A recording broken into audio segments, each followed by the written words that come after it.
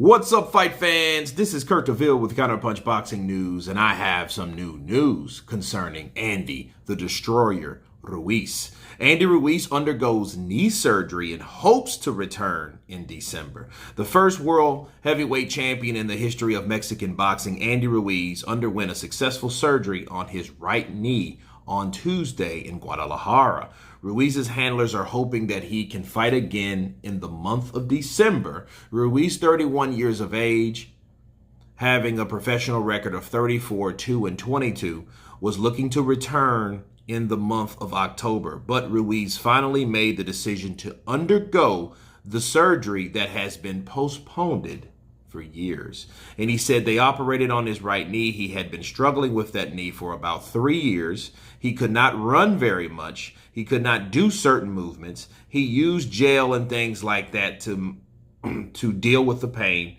But recently it was not enough, and he made the decision of the operation that was an arthroscopy, and it was done by the same doctor who operated on Canelo, which his name is Pedro Lomeli. And Andy Ruiz Sr. said that in a conversation with ESPN Deportes. Okay, let me counterpunch. You got a guy that fought in 2019 in December. Then he turned down 2 fights. He turned down a Dillian White fight, or he said that wasn't real. And then he definitely ducked Luis Ortiz. Okay, this is the itinerary of Andy Ruiz. Then he started a weight transformation. And the weight transformation was somewhat successful. I mean, he did lose a lot of weight. He's always been quick with the hands, but, as far as footwork, I don't think.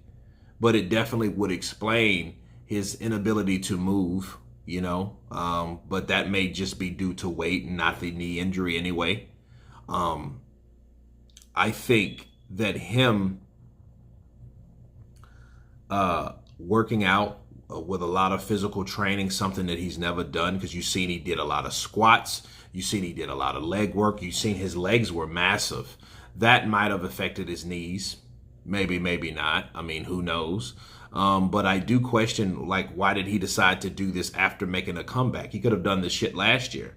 He could have done this before, he decided to lose weight, or when he wasn't fighting. So it's odd to me that you would do this now after the Chris Arreola fight, when there's fights that could be made, like Dillian White or Luis Ortiz, which is more easy to make. In the hopes to come back at December. This just only makes me doubt that he will come back in December. Why?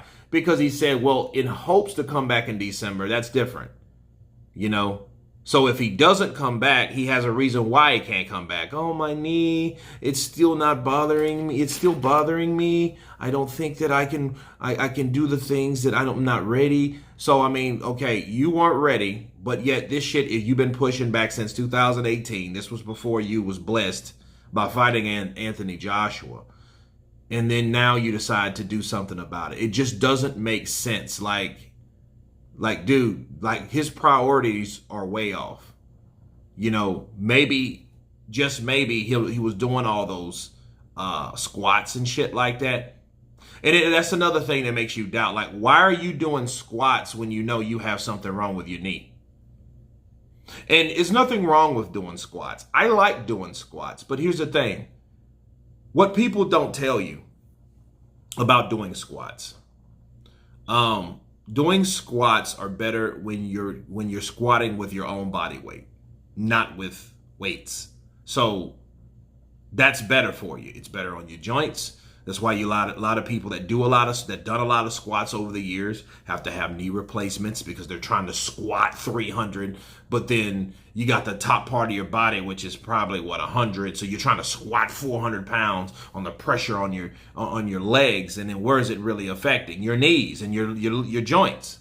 Okay, so given all that as a reality, on top of that, you're overweight.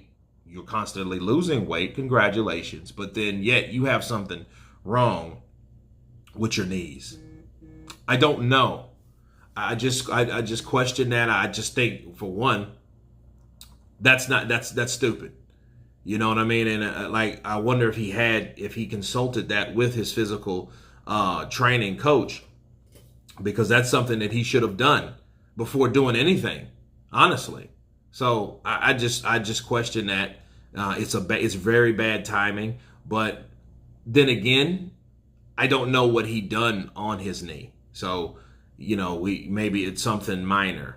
I don't know. I don't know what was wrong with it. He just had some type of, they operated on his knee. So I don't know. But I mean, to do that now in between a comeback, you came back to fight Chris Arreola, but then it's like, I don't know. Like, that's, I guess you're out again. And see, and that's what these type of things happen in the sport. I get it, but then if he did have knee problems, I think it was due to being overweight and trying to do too much being overweight. You know what I mean? So, like, the last thing you want to do a lot of times, if you're damn near 300 pounds, because he was 267 when he fought Joshua the first time. He was 283 on the scales when he fought him the second time. There's no telling how much weight he gained in between losing to Joshua and when he decided to start losing weight. So he might have been bigger and then lost 10 pounds before fighting Joshua. So he might have got orca fat. Obviously, he has an obesity problem. There's no doubt about it. And someone that's had that problem all their life, it's kind of hard for your body to adapt. That's why I think he couldn't handle certain punches. But this knee surgery, I think it's a combination between the two.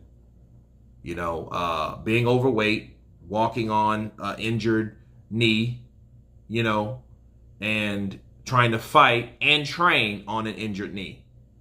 It's just, but to me, he just waited a long time to get shit right.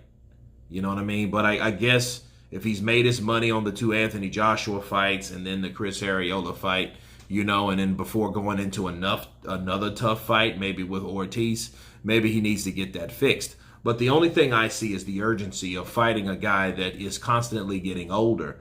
And I know that when you're dealing with certain fighters and promoters have a way of waiting out or waiting until the right time for a fight to happen. See, Luis Ortiz could probably have beat Andy Ruiz last year, but can he beat him in 2022? Will he be too old? Will he start having problems? Will he still have the reflexes that he had, a couple years back? That's the question you ask yourself. And I know promoters or advisors or managers, which is his father, are very good at waiting. You play the waiting game. That's better, especially when you see a guy that's peaking on out, meaning he's coming out of his prime. He's on the downcline now, and his performances are starting to show that. So since that's the case, a lot of people like to do that. Not saying that's Andy Ruiz, but it would be a smart way, to get out of a fight or get out of a more challenging fight if you just wait because you have age on your side,